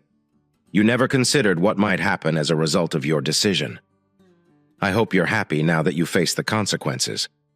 Tom froze, staring at his mother in bewilderment. "Why did you do that?" he asked. Chrissy stuttered, attempting to justify her behavior to her son, but he saw right through her explanations. Sally, on the other hand, could not control her rage. "You are selfish and heartless," she snapped at her mother in an attempt to calm the situation. I had to step in and prevent my daughter from attacking Chrissy. I pushed on an apology, but Sally refused. Chrissy was taken off guard and slumped on the floor in sobs. I was not astonished by my daughter's actions. Sally and Chrissy had recently had conflicts which had becoming more frequent. I assumed it was a regular teenage period that Sally would outgrow. All I could do now was pray that Chrissy would not irrevocably destroy their relationship while I was soothing Sally. Chrissy accelerated her car and drove away. I saw her frantically slamming on the steering wheel. Kyle raced to catch up to the automobile, pleading, "Mommy, please don't leave." Tom was able to catch him and bring him back. The deputy regarded me sympathetically. "Mr. Jameson, I really apologize for what you were going through." Later that evening, Sam and Mary joined us for dinner. I had planned to grill burgers and make a salad, but Mary insisted on taking over the kitchen and treating us to her famous macaroni and cheese. The kids were overjoyed while Mary was in the kitchen. Sam and I sat in the living room with a few beers. Sam was clearly upset with his daughter's activities. I explained to him why I received the restraining order after Chrissy left the children alone at her lover's residence. This news exacerbated Sam's anguish. "Mary, talk to Chrissy after you go," Sam advised. "And how did things go?" I inquired, expecting at least some indication of improvement. "It is dreadful," Sam admitted. Despite Mary's attempts to reason with her, Chrissy is persuaded that she is correct, and everyone else is incorrect. Mary exclaimed fiercely, "She thinks we are terrible people." I've never seen her this angry. I finished the conversation by instructing her not to communicate with us anymore. I even told Chrissy I would testify against her if the case went to trial. As a result, the atmosphere at dinner became strained. The only good news was that Sam invited the kids to come to their house the next day to practice carding. This brought smiles to Tom and Kyle's faces, providing a little respite from the uncomfortable situation. Sally sat with a grimace on her face, refusing to eat. I chose to disregard her actions, knowing that she was probably in as much suffering as I was. The following Friday, Chrissy was unexpectedly given divorce papers in the hospital. Chrissy's colleagues informed me that she had a full breakdown. She attacked the person who delivered her the documents and threatened to destroy me as a result. She was sent home, or rather, to her boyfriend. Dwight knew Chris's lawyer, Amber Wright, and had run into her several times. Despite her confidence, Dwight did not believe she was as experienced as she claimed. When Judge Johnson attempted to lift the restraining order, he expressed little sympathy, claiming the children were safe. He simply consented to amend the order. Chrissy was allowed to visit the house under supervision, but her lover was not permitted to come within 500 feet of the residence at any time. He informed her that if she broke this restriction, he would deny her visitation access. Chrissy was happy with the modifications. Personally, it didn't concern me because I wanted the kids to spend time with their mother. But Chris's enjoyment did not last long. The judge ordered her to begin paying child support. The sum stated meant she'd have to go back to work full-time, despite her outburst in the hospital. I was convinced they would accept her back full-time. Nurses were always in high demand, and she was an accomplished specialist. Following the hearing, the DNA analysis results were provided to my mailbox. It took me nearly half a day to muster the confidence to open the mail. When I finally opened it, my heart started beating with joy, for the first time since the start of the adventure. The conclusion verified that my children were biologically mine. I read the report numerous times to ensure that it was accurate.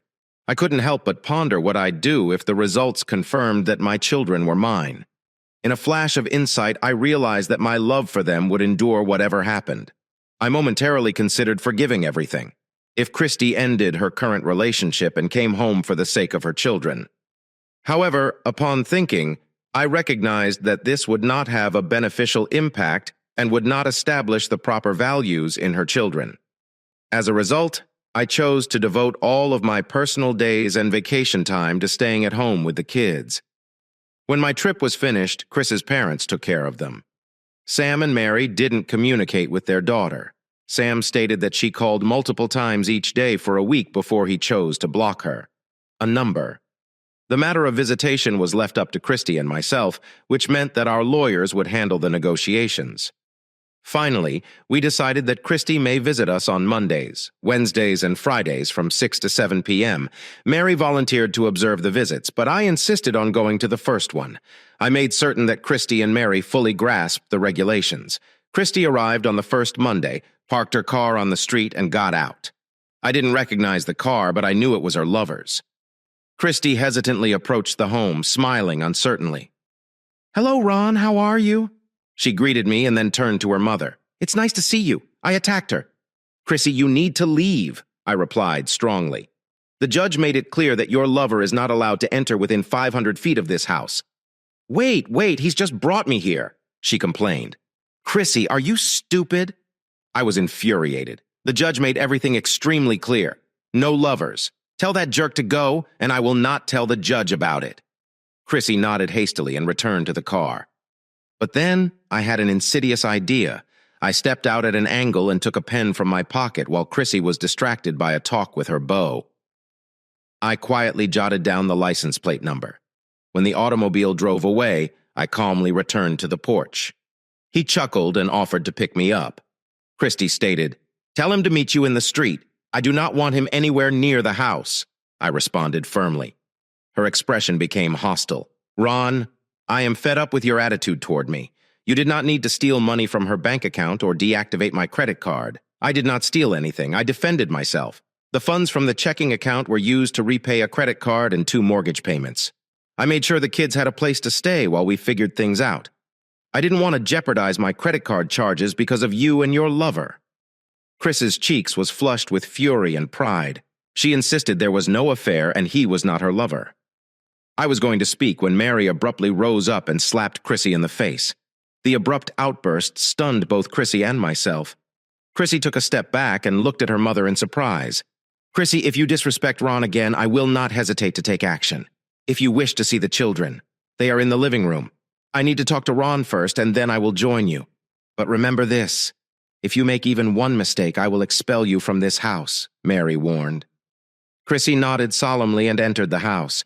Ron, I'm very sorry that my daughter behaves like Way, Mary remarked sympathetically. Thank you for standing up for me. I respond graciously. 2 weeks after the initial hearing, the restraining order was lifted. Just as Dwight had stated, I had demonstrated that I was the primary caregiver and was permitted to remain in the house while Chrissy continued to date her lover. Chrissy's alimony duties remained, but she was permitted to see the children without adult supervision. The judge informed her that she could not take the children to her lover's home, and he could not be there when she talked with them. After a 4-month wait, the first official court session to finalize the divorce occurred before our lawyers could speak.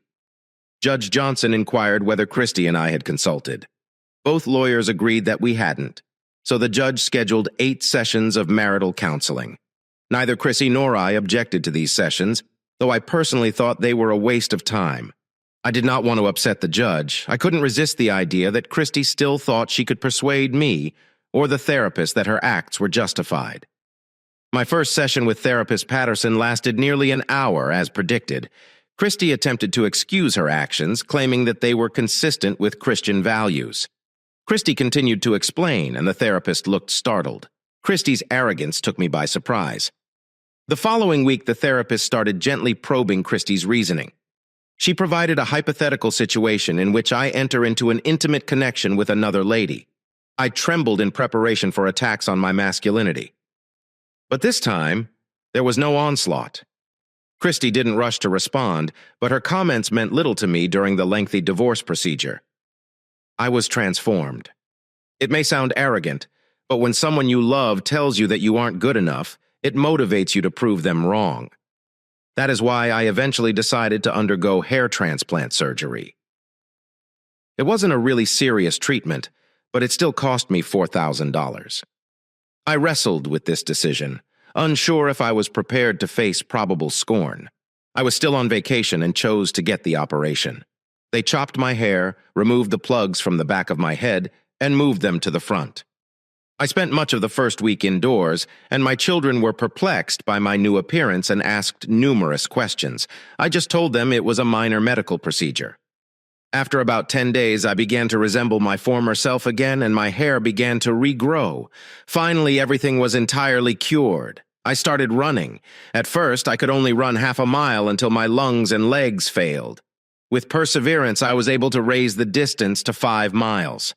Along with going to the gym, I evaluated our family's lunch and supper menus, emphasizing healthier options. Although the kids initially complained about the lack of fast food cookies, ice cream, pizza, and other junk foods, I discovered some tasty and nutritious recipes on the internet to try. They like it when I surprise them with new meals that were both delicious and interesting. Although some of my experiments did not always go as intended, we simply laughed about it, threw them away, and made sandwiches instead. It turned out that my children enjoyed assisting me in the kitchen, which made this activity unique for our family.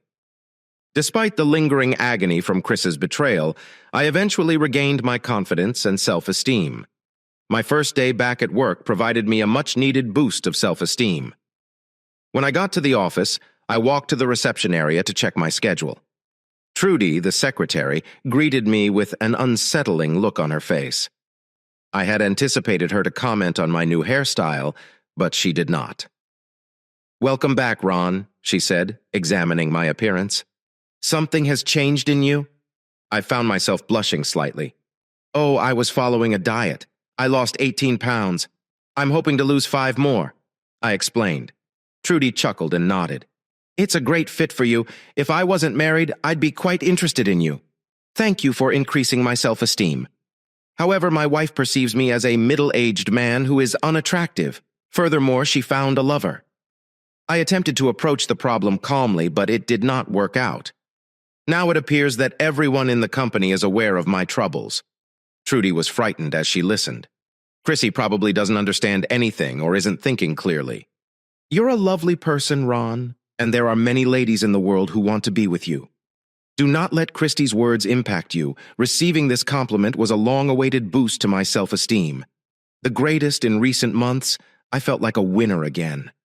At that point, I returned to the present as the therapist asked Chrissy how she would respond if Ron admitted to cheating on her. I expected her to embarrass me, but to my amazement, she did not.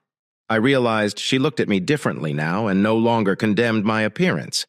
This gave me another lift in self-esteem. I sat in my chair and waited patiently while Chrissy considered her response. It was clear she was having difficulty picking her words. She couldn't directly stop me from seeing another lady if she was seeing another man.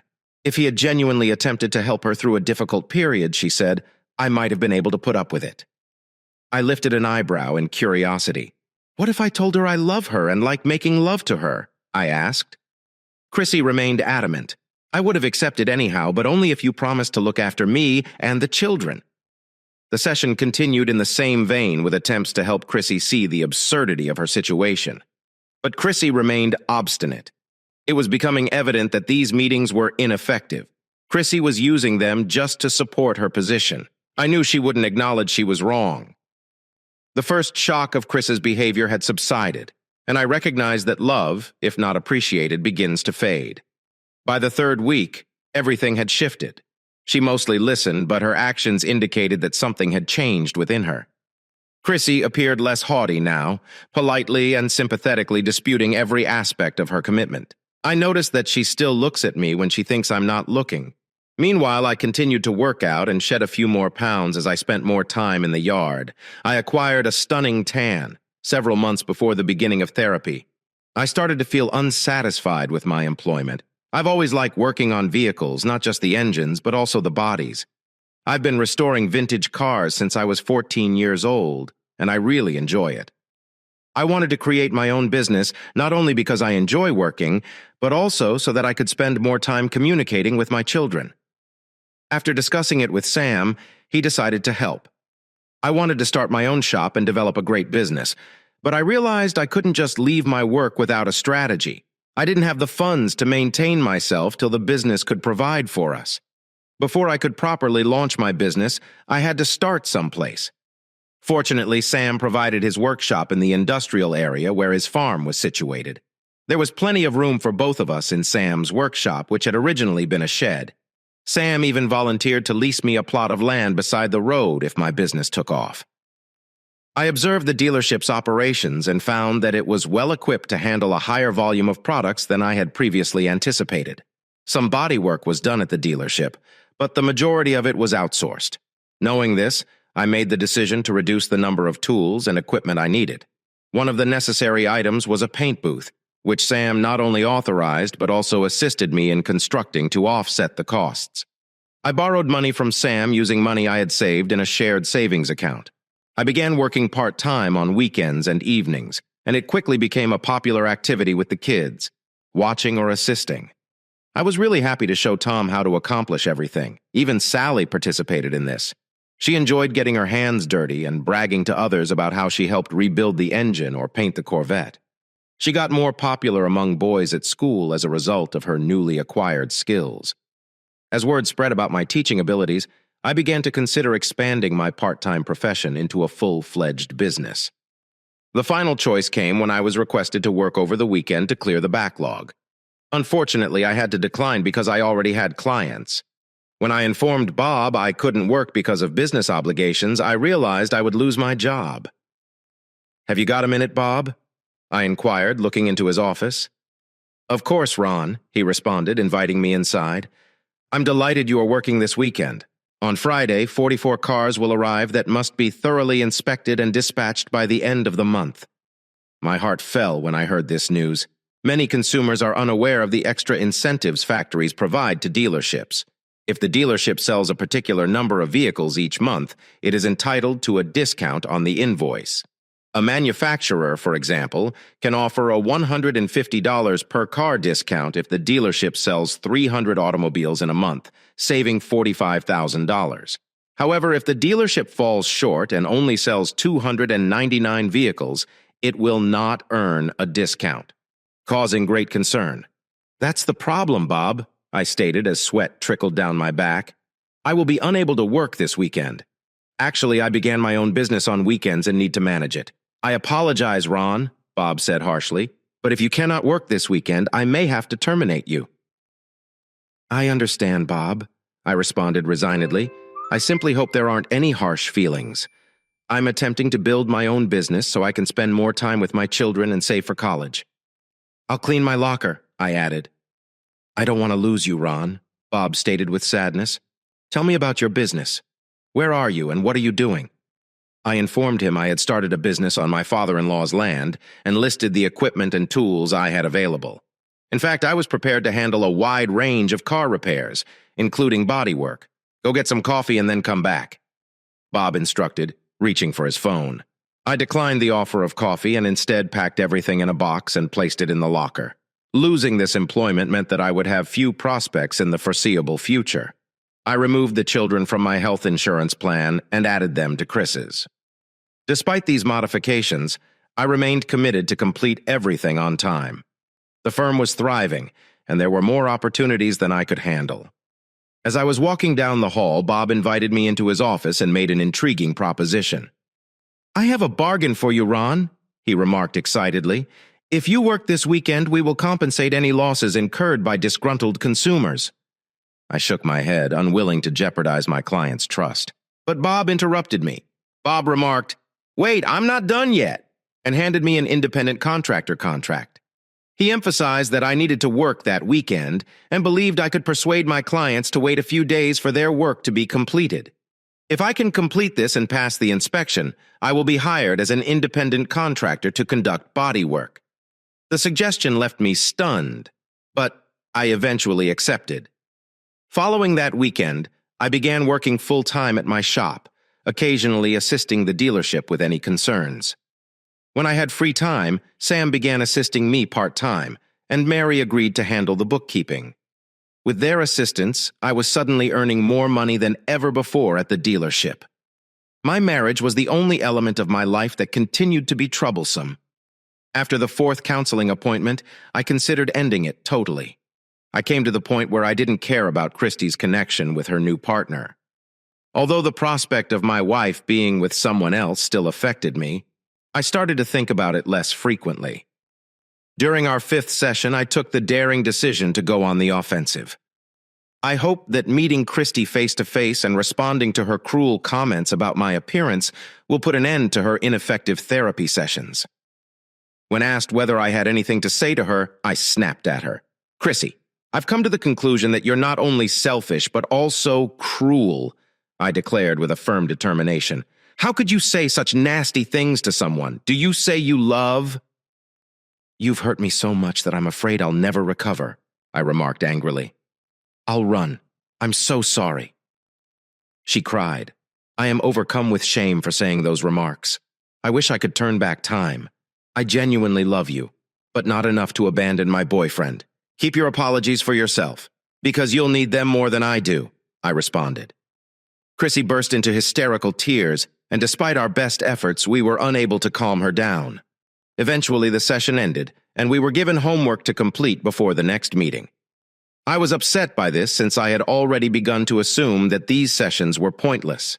The homework included responses to a variety of questions, some of which were extremely rational, such as those about our relationship with our parents and our private lives. Others, such as queries regarding my favorite foods and beverages or the type of vehicle I drive, appeared improper. But one question made me think.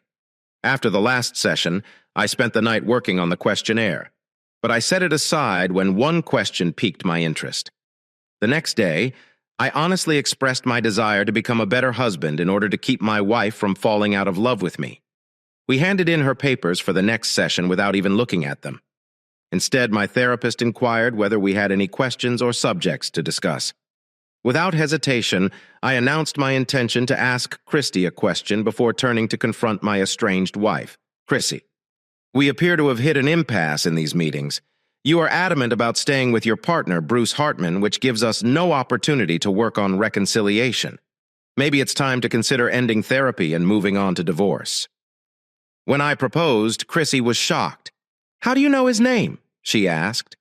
"When you first introduced him to the kids, I learned his driver's license number.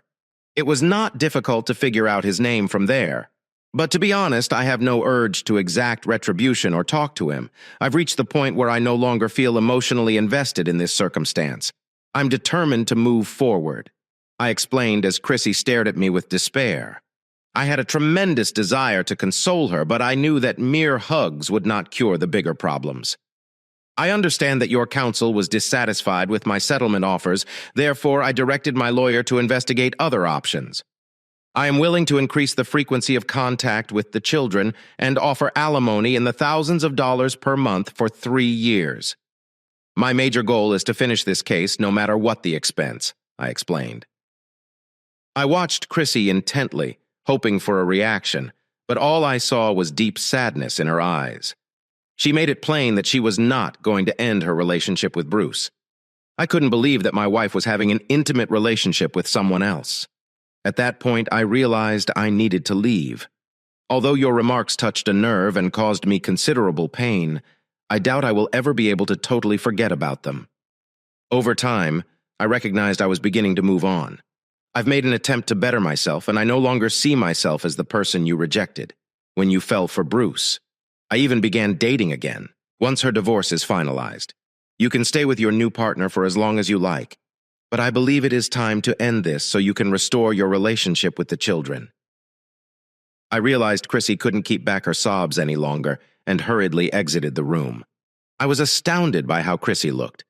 After a while, she gathered herself together and stated that she preferred individual sessions. I hesitantly consented, stating that as Chrissy discussed her issues, I initially felt fury and hatred, but that I eventually ran out of steam. This scenario affected not just me, but Chrissy, her parents, and most importantly, our children. When it came time for the final consultation, I just wanted the pain to stop. I was relieved that Chrissy was not present and that our meetings would finish there. Ron, I appreciate your tolerance during all of our sessions, and I extend my condolences for your suffering. Following a recent talk with Chrissy, it appeared to me that I understood better what prompted your wife to do this, the therapist said. I waited on the tip of my seat, waiting impatiently for him to continue. I finally understand why Christine ended her marriage. Do you remember the work I assigned you? He asked. I simply nodded, realizing that I hadn't been paying attention to him and thought it irrelevant during the consultations. He took out 2 sheets of paper from the folder and seemed amazed at how we both answered a specific question. The question asks what we would change if we were given the opportunity. Do you recall that? He asked. I nodded, remembering how I had expressed a desire to be a better husband so that my wife would continue to love me. Chrissy's reaction was terrible when she received your response. She fell into tears like never before. It took me a long time to soothe her because I didn't know what to say or do. Ron, your wife has always loved you, but she slept with Bruce anyhow, he explained. After a stern look, he sighed. Chrissy revealed that she is experiencing a major midlife crisis as her children grow up. She sensed that life was slipping away from her. I have a feeling she has always been a nice and caring person. At some point, she met Bruce, who severely needed her help. She mistaken her longing to be young again for love, and Bruce for a desperate need to forgive, following the loss of his wife. But that doesn't justify anything, he argued. She is still dating Bruce. Wait, no, that's not true, I replied, shocked. Why didn't Chrissy inform me about it? At this point, I am confident that it will have no effect on your feelings. Bruce departed town the day Chrissy received notice of your plan to divorce. Despite her thoughts, she believed she had already lost you. I recognized that this would not alter my decision. Too much has been said and done for us to turn back. My life was finally back on track, and I was determined to continue forward. Trust had been destroyed, and I did not want to live in such uncertainty. First and foremost, I wanted the children to be able to rejoin with their mother since the start of this catastrophe. Sally's academic performance has decreased dramatically, leading me to believe she still has a grudge against her mother. Kyle grew moody and withdrawn, engaging in disruptive activities at school. Kyle has lost his joyful mood, which is possibly the most damaging consequence of Chris's actions. Tom appeared to be performing the best of the 3. He stayed calm and composed, with no symptoms of rage or dissatisfaction, but when his mother was mentioned, he quickly changed the subject. Perhaps my assumptions are incorrect. Perhaps his reaction is more severe than that of the other children. I honestly don't know. One more thing, Ron, she continued, holding out a second piece of paper. This is Chris's response to the question about how she has changed. She stated that if she could do anything differently, she would never have met Bruce Hartman. Chrissy divorced, and the arrangement stated that she would visit the children on Wednesdays and Fridays. I attempted to take the kids out to dinner on Fridays before Chrissy arrived. Our communication was first stiff and awkward, but we soon began eating lunch with the kids. One evening, Chrissy shocked me by asking if she may spend the night. I smiled and declined, claiming that the bed in the spare room was not particularly comfortable. It would be best if she came home. I made it obvious that I would never remain in the same room as her again. Bruce H. Hartman's story turned out not to be totally true. His wife sadly died driving away from him in a car after discovering his infidelity. She was enraged and caused a terrible accident due to speeding. He left town after being beaten outside a neighborhood tavern. I had to seek my pals for assistance to ensure that he did not harm anyone else. As a result of this lesson, he will never be able to be with another lady or satisfy anyone. Chrissy, on the other hand, was eventually able to rebuild a loving relationship with her children, particularly Sally and Kyle. But there was always some barrier between her and Tom. I was shocked when Sally was the first to greet her mother with open arms, despite my anticipation that she would harbor a grudge. Chrissy also reunited with her parents, but there was still some animosity between her and her father. Despite our frequent Sunday dinners, we were not a true family. Chrissy was continually apologizing for past occurrences, but I finally ordered her to stop. I made it obvious that I would never forgive her, and there was no use in attempting to change things. Chrissy, stop acting like a child. I have already made my decision and do not want to debate about it. The conversation is over. You can choose whether or not to accept it. It is up to you. We won't be together anymore, even if you were the only woman on the planet and the fate of humanity relied on it. 3 years later, I married Sally's instructor, which was an amazing event. The narrative of how we met and her journey to marriage was simply incredible. This narrative comes from another age, but the important point is that the youngsters took it as their own. Chrissy, on the other hand, is still struggling to accept my new relationship. When I decided not to intervene in her feelings, she was left with the option of accepting or rejecting the scenario. Chrissy continues to experiment with intimate relationships with men who are younger than her, but her efforts are not successful. Young guys are usually only interested in a one-night stand, not a long-term relationship, which is what Chrissy desired. I get the impression that she wants to feel young. As a result, Chrissy came to her senses and began dating a respectable gentleman. However, the happiness did not last long. Mick Christie's new lover soon cheated on her with a young, attractive woman. After that, Chrissy told me about her experiences, and she recognized how much it hurt me when she cheated on me with Bruce. Thank you for listening to today's stories. If you enjoyed listening, please like and subscribe if you haven't already. Also, write a comment below with your thoughts on what transpired. Take care.